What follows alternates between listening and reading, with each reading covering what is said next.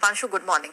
दो सवाल हैं आज, क्योंकि आईएमएफ ने कल अपने रिपोर्ट के बाद, अपने ऐलान के बाद पूरे मार्केट में हड़कंप मचा दिया और वर्ल्ड बैंक के बाद इनकी रिपोर्ट आना थोड़ा कंसर्न हो गया। तो एग्जैक्टली क्या कहा है उन्होंने? जहां तक आईएमएफ का सवाल है, उन्होंने कहा है कि ग्लोबल ग्रोथ अनुमान हमें घटाना पड़ेगा और ये काफी ऑब्वियस सी बात है, क्योंकि रशिया यूक्रेन वॉर का इम्पैक्ट वहां पर आते हुए आपको दिख रहा है। तो वो जो ग्लोबल ग्रोथ अनुमान है वो एक्चुअली काफी शार्पली घटा है। अगर आप इस साल की बात करें, साल 2022 की, तो उन्होंने ग्रोथ अनुमान 4.4% से घटाकर 3.6% किया है, यानी कि 0.8% की कटौती एक ही बार में करी है और ये बड़ा आंकड़ा है अगर आप इसका इम्पैक्ट देखें। वहीं अगले साल के लिए 3.8% से घटाकर 3.6% किया है, यानी कि 2022-2023 दोनों में 3.6% ग्रोथ होगी। बट ऊपरी स्तरों से काफी तेजी से इन्होंने अनुमान घटाया है। जो ये कह रहे हैं रशिया यूक्रेन वॉर है, उसका इम्पैक्ट ग्लोबली फील हो रहा है, तो ये प्रभाव आते हुए दिखेगा। और सबसे ज्यादा जो सप्लाई चेन पर इम्पैक्ट आ रहा है, कमोडिटीज के बारे में हम रोज बात करते हैं, तो उसकी वजह से जो महंगाई पर ऑलरेडी परेशानी चल रही है पोस्ट कोरोना सप्लाई इश्यूज, वो बढ़ रहे हैं। तो बढ़ती महंगाई से ग्रोथ पर और दबाव आने की आशंका है। इसका इम्पैक्ट आप डॉलर पर भी आते हुए देखेंगे, उसका भी आप ग्रोथ पर इम्पैक्ट देखेंगे। कच्चे तेल का आप इम्पैक्ट देख ही रहे हैं काफी सारी ग्रोइंग इकोनॉमीज पर। तो इन सारे फैक्टर्स का अगर आप कॉम्बिनेशन देखें, तो आईएमएफ का मानना है कि इस साल और अगले साल ग्रोथ पर दबाव बना रहेगा। इसलिए 4.4% से घटाकर इस साल के लिए अनुमान इन्होंने 3.6% किया है। एक अच्छी बात है, इंडिया अभी भी फास्टेस्ट ग्रोइंग मेजर इकोनॉमी रहेगी। हालांकि हमारे भी अनुमान काफी शार्पली इन्होंने काटा है, 9% से घटाकर 8.2% किया है। 8.2 फिर भी काफी अच्छा आंकड़ा है अगर आप बाकी ग्लोबल इकोनॉमी से कंपेयर करें तो।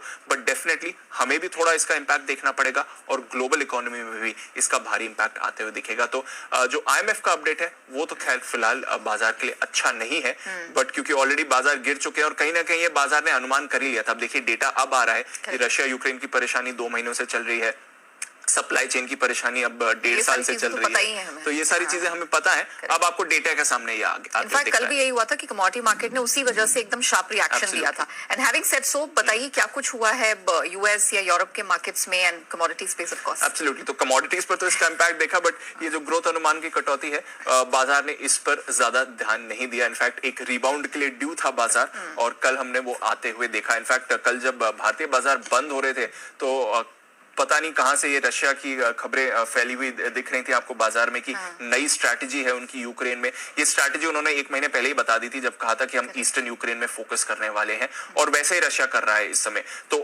जो भारतीय बाजार में हुआ ये तो समझ के बाहर है, बट हाँ, डाउ फ्यूचर्स उस समय काफी नेगेटिव थे। उसके विपरीत देखें तो कल 500 अंक बढ़कर डाउ बंद हुआ। इनफैक्ट डेज हाई के काफी करीब डाउ आपको कल बंद होते हुए दिखा, तो अच्छा इंपैक्ट वहां पर आया। 1.5% की तेजी थी।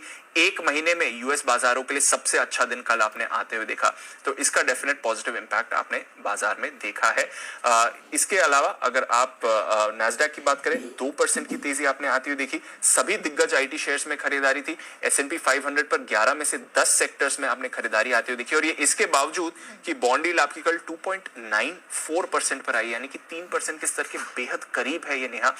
दिसंबर 2018 के बाद हम ये स्तर बॉन्ड यील्ड पर आते हुए देख रहे हैं। तो इन्फ्लेशन बॉन्ड का खतरा नहीं गया, बट एक रिबाउंड ड्यू था जो बाजार में, वो कल आते हुए दिखा है। कुछ नतीजों का भी सहारा बाजार को मिला। हालांकि बाजार बंद होने के बाद नेटफ्लिक्स के नतीजे आए हैं, और नतीजे तो ठीक थे, बट 10 साल में पहली बार इनके जो एक्टिव यूजर्स हैं या सब्सक्राइबर्स हैं, उसका नंबर कटा है। हल्की सी गिरावट है, बट 10 साल में पहली बार गिरावट आई, और इसलिए पोस्ट मार्केट ट्रेडिंग में कल नैस्डैक 25% लुढ़कते हुए दिखा। इसलिए अगर आप आज नैस्डैक फ्यूचर्स देखेंगे, कल नेटफ्लिक्स 25% लुढ़का है, इसलिए नैस्डैक फ्यूचर्स पर अगर आप नजर डालेंगे तो इस समय आपको 1-1.25% नीचे दिखेंगे। वो नेटफ्लिक्स की 25% की गिरावट